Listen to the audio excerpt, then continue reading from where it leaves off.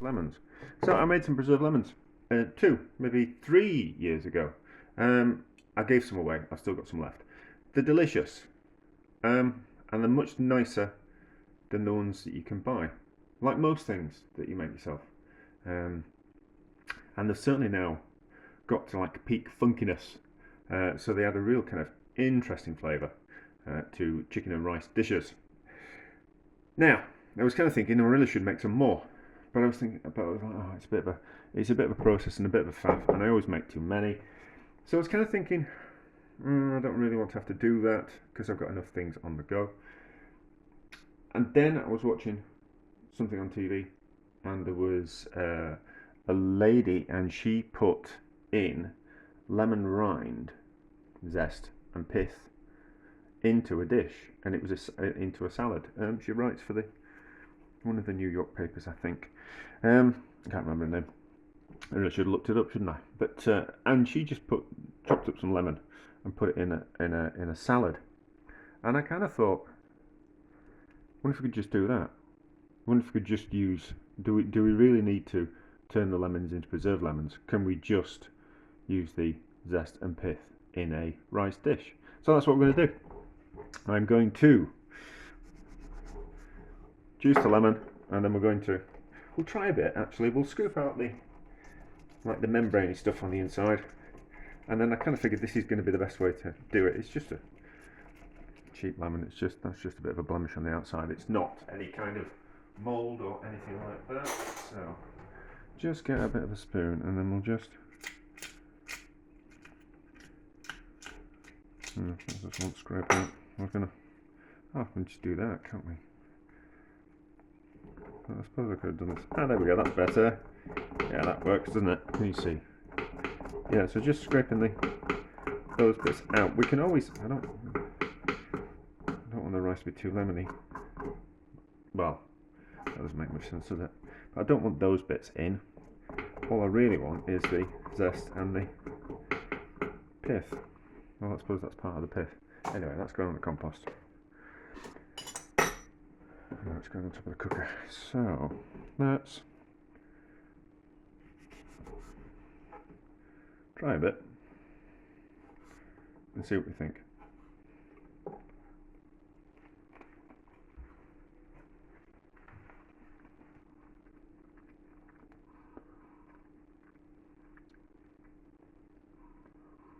Alright, so there's more flavour that comes out. It's not entirely unpleasant. It's not wonderful tasting, but it's not entirely unpleasant. Whereas these are delicious.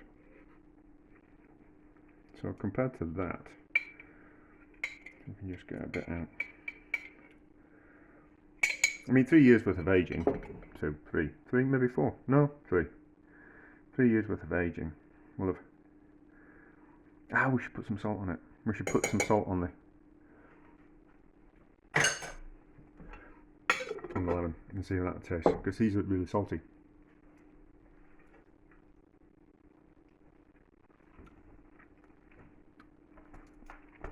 But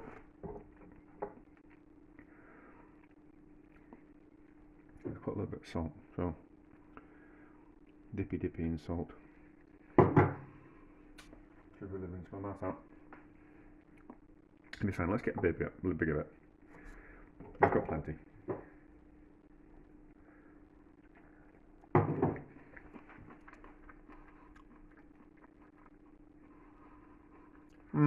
It hasn't got the funk. It's more interesting. Once you move it around your mouth, it's more interesting. So, what I'm going to do is we'll juice that. We'll cut the rind up. Not use that bit. And I'm going to chop an onion. And I'm going to saute those together as the base of the risotto that I'm going to make. Risotto-ish. I don't know what rice I've got in the house. It'll be some kind of rice dish in the style of a risotto.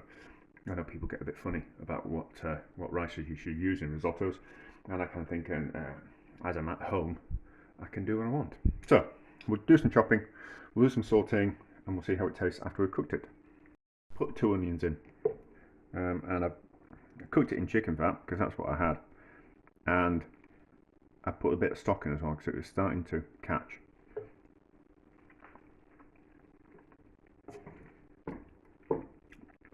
You know, that tastes a little bit like a preserved lemon, but why wouldn't it? Why wouldn't it? You know, with a salty element.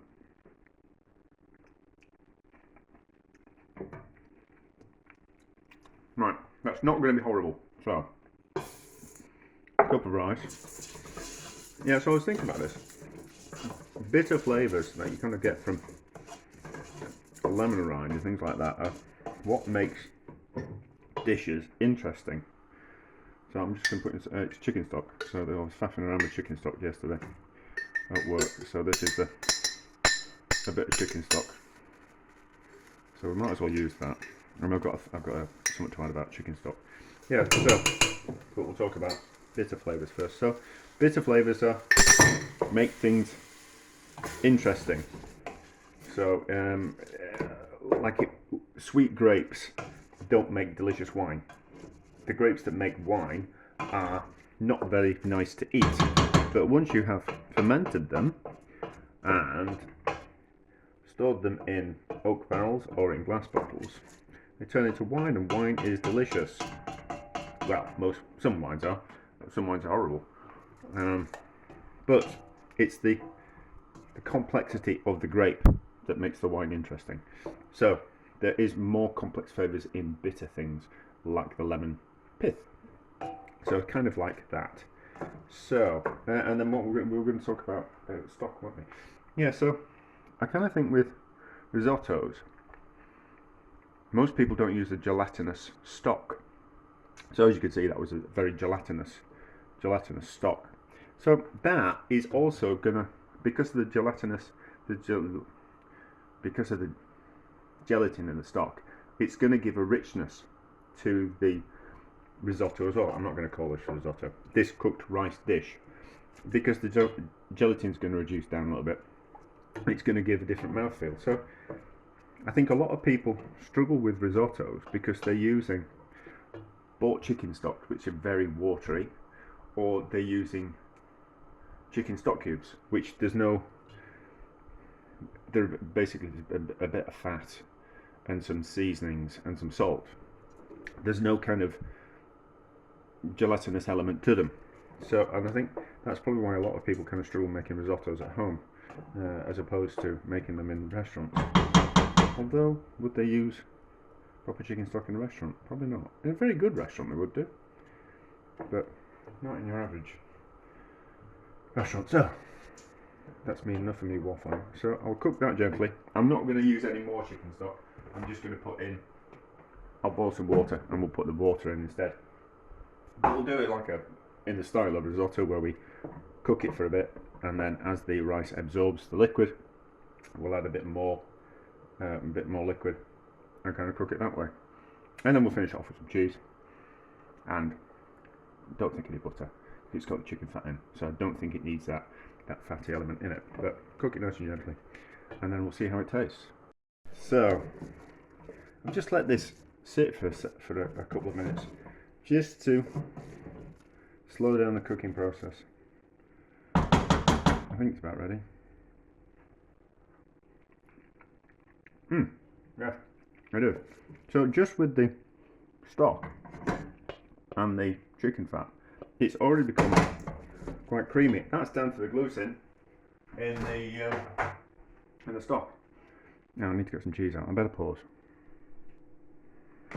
Right, so freshly ground black pepper. Pepper tastes different if you cook it and if you don't cook it. So you can put pepper in at the start, and it changes flavour as it cooks, and then you can it loses that fragrant kind of taste to it. Fragrant taste. It loses its fragrancy. So you put some at the end as well, and then you can get that fragrancy back. So we don't have the heat on when we're adding cheese, because we don't want to cook the cheese. We don't want to split it. We just want to melt it. I was going to put some peas in. Oh, too late now. Too late now. Not to worry.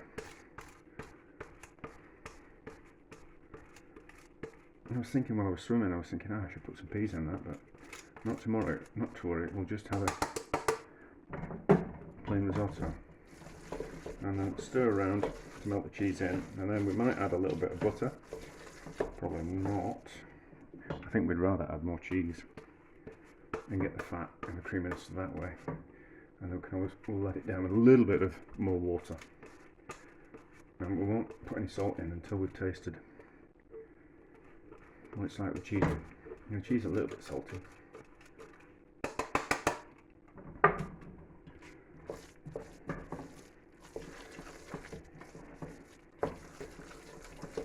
There will be enough heat in the pan and the rice to melt the cheese. A little bit of salt. You can taste that lemon. It does taste like preserved lemon. That's quite remarkable. So a little bit of hot water just to slightly loosen it. Melt that salt in. Melt the last bit of the cheese. Probably could do to be looser than that, but I don't really like a really loose risotto, if I'm honest. In the same way that I don't like undercooked vegetables. That's lovely, is that? That lemon rind and zest has made a huge amount of difference.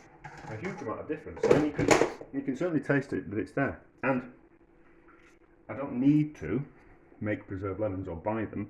We can simply put some pith and some skin and some zest from the lemon into dishes and cooking them. But of course we can do that because when we roast the chicken, we can fill the chicken cavity with some lemons and they cook and it's delicious. But we don't eat those lemons, do we? I should try that. I should roast the chicken and then eat the lemons that are on the inside of the chicken and around the outside to see how they taste. Because we'd squeeze the juice from the lemons onto the chicken, but we wouldn't eat the pith. That'd be something for the future. And then I also kind of want to have a go at maybe preserving lemons in a different way. So maybe just using the pith and the zest and some salt and just kind of cut it into strips or cubes and preserve it that way. And then also kind of make a puree, so a lemon pith and zest puree with some salt in, and see if we can kind of age those, maybe kind of ferment them a little bit and see how that kind of turns out. But that'll be another video because it'll be a little bit more complicated, and this video is already long enough, but it is a success.